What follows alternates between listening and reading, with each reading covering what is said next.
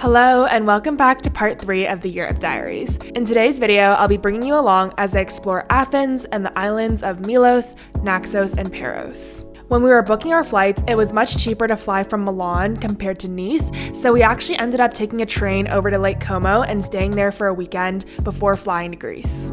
We started off our morning in Athens by heading to McDonald's and grabbing a quick breakfast, and then we headed straight over to the Acropolis. We got there right at opening in the hopes of beating the crowds, and even though there was a line outside, the inside still wasn't super busy yet. However, when we were leaving, it was definitely starting to get really crowded, so if you're planning a visit, try to come first thing in the morning, or maybe later in the evening when there's less tour groups.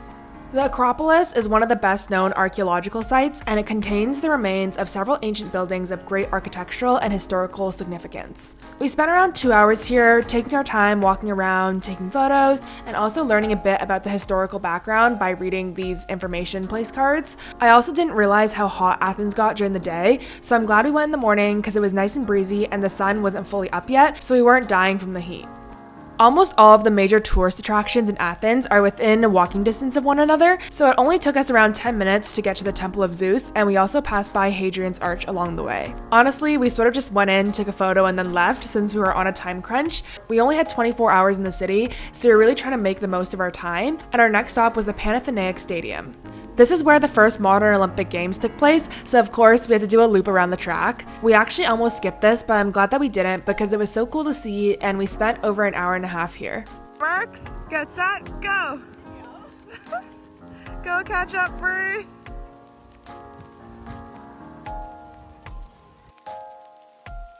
By now, it was around noon and we were getting pretty hungry, so we decided to walk back to the Plaka neighborhood and go for lunch. This is one of my other favorite places that we ate at during this trip. Basically, they have these combo menus that allow you to share lots of dishes. So for example, we were a group of 4 and we were able to get 10 dishes with desserts afterwards and also drinks on the side for only 19 euros, I believe. This was also my first time eating traditional, authentic Greek food, and I wasn't too sure what to expect, but I really enjoyed the meal. Soft and moist. Wait, this sounds so good.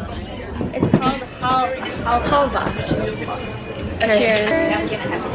Oh, you dropped it again! Oh. Unexpected texture. Here's the texture of quinoa. Yeah. Real? Quinoa. I feel like I haven't had quinoa enough. I was in the video. Real? It's a fun texture. Okay, try the cake. Cheers. One bite. It's gone. His half is gone. It's like warm and syrupy and like soft. Traditional Greek orange cake with syrup. Delicious. Allie's thought?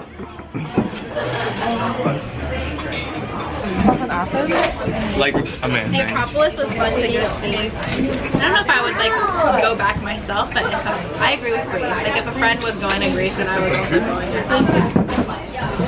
I like the stadium. That was fun. Can you believe we spent like an hour and a half there? Like almost 2 hours? Yeah. I can. We ran a Gotta lot. have enough time for me to run my laps, you know? We ran laps on the track of the first modern Olympic Games. So that's cool. Thoughts on Athens? And really good. Me versus Huh? Jeffrey's like, I concur.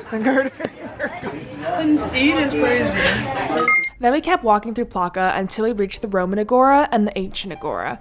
And to be honest, I had no idea what these were before we came here. Essentially, it just means that it used to be an open space where members of the community could gather, meet up, and partake in different activities. So breezy this morning, and now we're dying in the heat. Speak for yourself, girl. I am cool as a cucumber. Okay. Oh, cheers. For my first piece of travel advice, all these different attractions that we went to require separate entrance tickets. If you're looking to do a lot of them, there is a combined ticket which might get you better value, so definitely check that out if you're planning a trip. Say it again. Like I can't tell if these are like things we look at or can we sit on them? Okay, so I actually misread the opening hours for the museum. I thought it closed at 8, but it actually closed at 5 on Mondays and 8 the other days of the week. Last entry's in 4 minutes, so we're not gonna make it, and now we're debating what to do next. So since the museum was closed, we changed our plans a little bit and decided to go shopping in Monastiraki Square. We picked up some souvenirs, got changed, and then headed for a late night patio dinner. This is a Greek salad but chopped up. This is tzatziki. This is like grilled mushrooms. This is fava beans, peas, and this is pitas. Pastrami Thai. Bon appetit. Like with the garlic sauce. You've been on my mind lately, I tell you all the time. Day 2 started bright and early as me and Jeffrey headed to the port to take our ferry to Milos. We separated from Bree and Ife because they were headed to Santorini and I really wanted to see Milos. It was like the whole reason why this trip happened in the first place, so I was super excited and I couldn't wait to get there. This was the only island that we decided to rent a car for because the buses didn't run that frequently, and we also wanted freedom to explore as much of the island as we could in the time that we had. When we got to the Airbnb, my jaw dropped at the view. Like, look how beautiful it is. I still can't get over it. It's like something straight out of a movie. We headed northward to check out the fishing village of Polonia, and we actually meant to get seafood, but we totally forgot and ended up getting the 0 platters instead. Oh, they're hefty. Yeah, yep. A bit of a weight to them. Okay, open it. They look so good though. I'm ready to devour. He gave us a bit of a look when we ordered too. Yeah, he was like.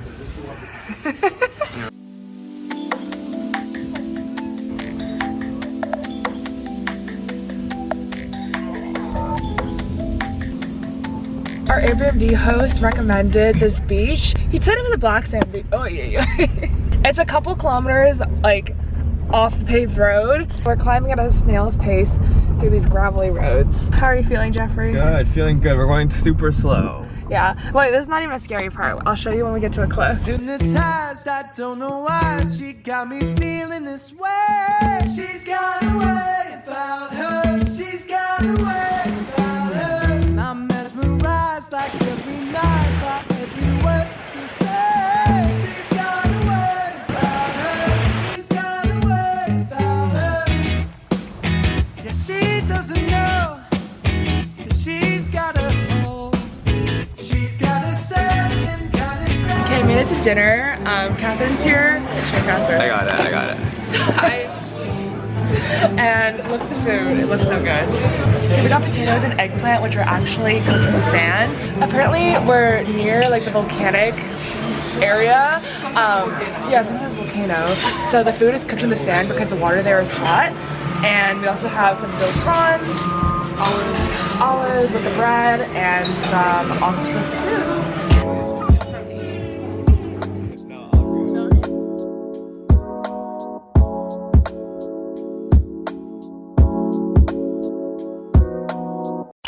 After experiencing the beautiful, quiet beach yesterday, I really didn't know if anything could top that, but I was about to be surprised because this day was crazy.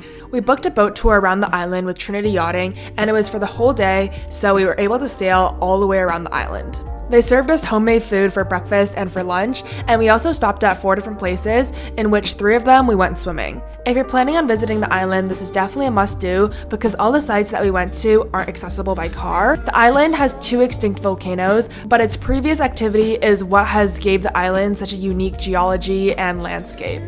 I've never seen such crystal clear blue water in my life, and the sand at the beaches was so soft. It's just like, what? Like, how is this real? Note to the vlog, she's not going far because she's scared of fish. Huh? Look at her, running scared.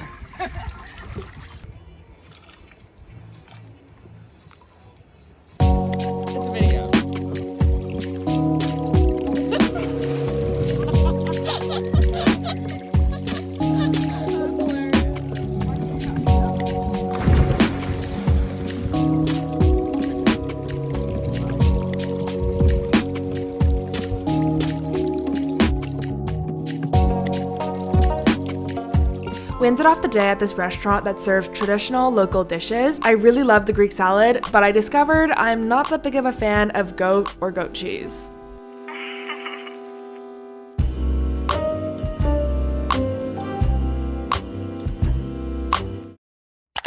The third day on the island was another early morning. I made Jeffrey wake up at 6:30 so that we could drive to Sarakaniko and get there before the crowds. This beach is probably what Milos is most known for. If you put the island name into Google, these are the first few photos that pop up, and it's so famous because of the unique landscape that make it sort of look like the moon. I swear I've seen videos of people cliff jumping here as well as swimming, but the waves were pretty aggressive, so we decided to stay on land.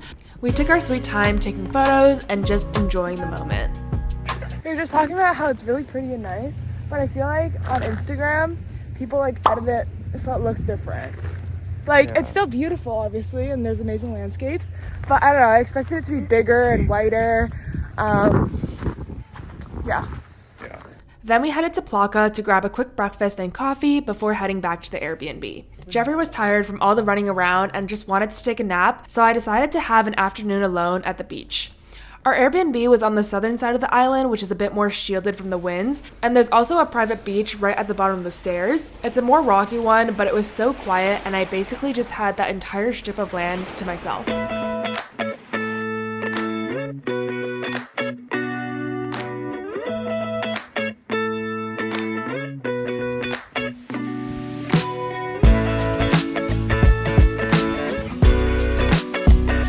At around 2, Jeffrey finally woke up and we decided to head to a public beach and just go swim there for a couple of hours. We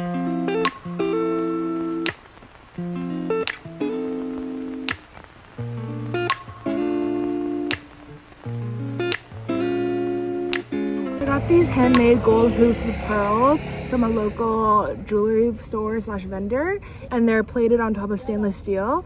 So I'm gonna switch out my earrings right now. These ones that I have in right now, I wear literally every single day.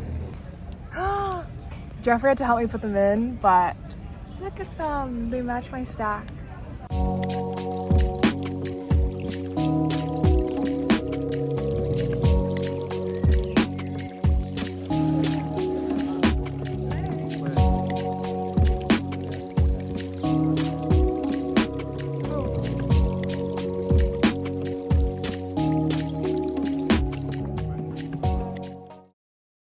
Sadly, the next day we had to say bye and part ways with the island.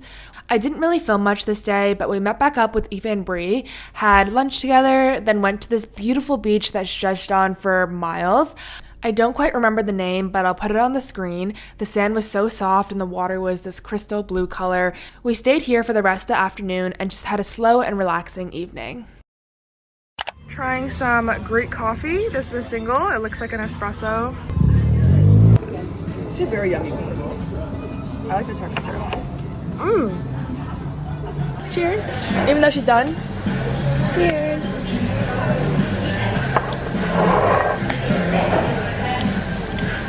Normally espresso is way too bitter for me, but this is actually pretty good. It has like a different note.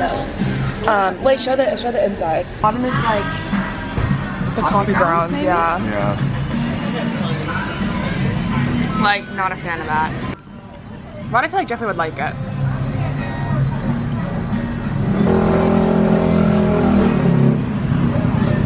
It's kind of like the fava split green beans. Like the texture.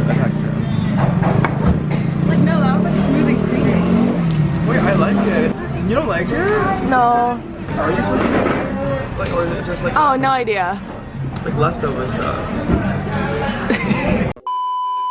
For our second day on Naxos, we went to a beach that was somehow even more beautiful than the last one. Swimming at this beach was one of the most fun memories of this trip. The water was literally crystal clear, white sand, no fish, and we had a lot of fun filming with Jeffrey's underwater case.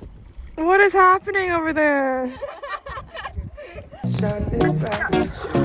Even the dark, they still see light. Even the birds still sing at night. Every word just comes out right when I'm with you, I feel so lucky I met you, and I still can't believe that I get to see those eyes for more than tonight. Swear you must have fell from the sky. We just got to our Airbnb in Paros. We're staying. He's laughing at me. Sorry. I didn't know where to go. Okay. As I was saying, we're staying near the port in Paros, and the plan for the rest of the afternoon is just to wander around, explore the city, and have a relaxing evening. Update, it's so hot here. We're sitting in the shade, literally doing nothing. I'm still sweating. We stopped by this brewery and I got this cider. Spicy mango marg. Ooh, okay, ASMR, yeah. But it's beautiful. Our first day in Paros, we basically did nothing. It was too hot, we barely walked around, we just grabbed dinner and called it an early night. Our Airbnb is right by the port in Paros, so the next day we took a bus up to Naxos, which is a little fishing village.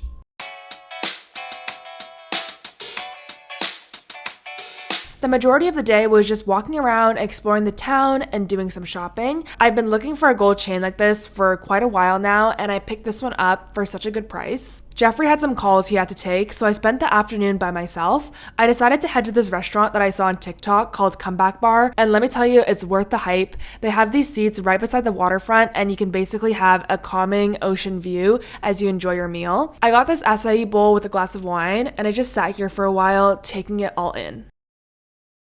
Our last day in Paros was probably the busiest of all. In the morning, we hopped on a ferry to the nearby island of Paros and spent a couple of hours exploring there.